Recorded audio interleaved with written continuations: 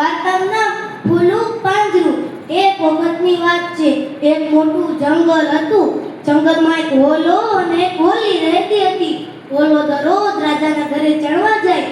હોલી એને ટોકીને કહે, એ હોલા, તું રાજાના ઘરે ચણવા જઈશ અને ત્યાં રાજકુમાર તને રમવાની હટ પકડશે તો તું પાંજરે પુરાઈશ.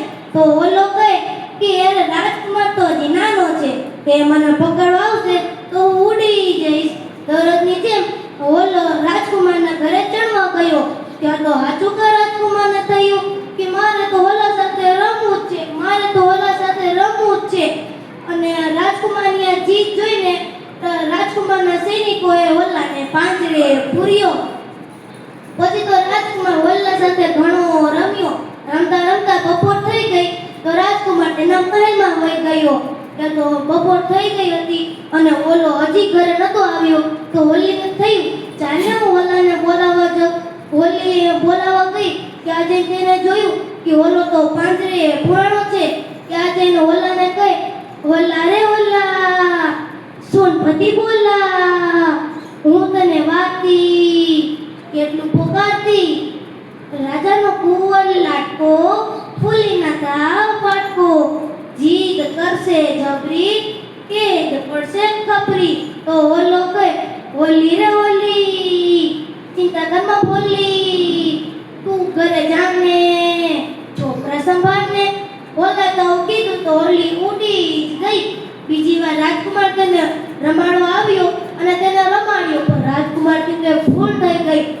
હોલાનું પાંજરું તો ખુલ્લું જ રહી ગયું અને રાજકુમાર આમાં કઈ જાજો ધ્યાન ન દીધો અને રાજકુમાર રાજમહેલમાં વહી ગયો.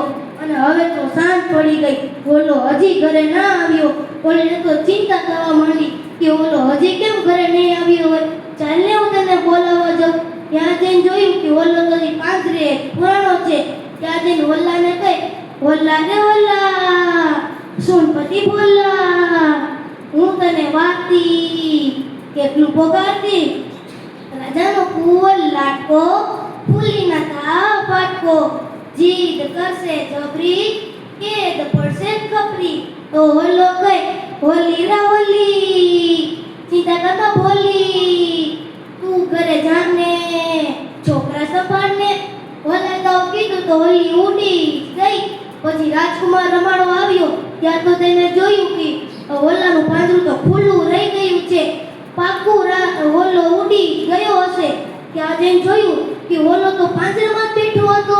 તો રાજકુમારને તો આશ્ચર્ય થયું અને તેને હોલાને પૂછ્યું કે હોલા, મારાથી તો પાંજરું ખુલ્લું રહી ગયું હતું, તો પણ તું ઉડ્યો કેમ નહીં?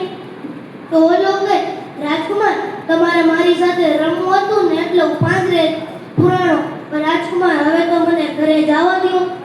હવે તો સાંજ થઈ ગઈ. મારા બે નાના નાના બચ્ચા પણ છે. તો રાજકુમાર કહે, હે, તારા બે નાના નાના બચ્ચા પણ છે? તો હોલો કહે, હા.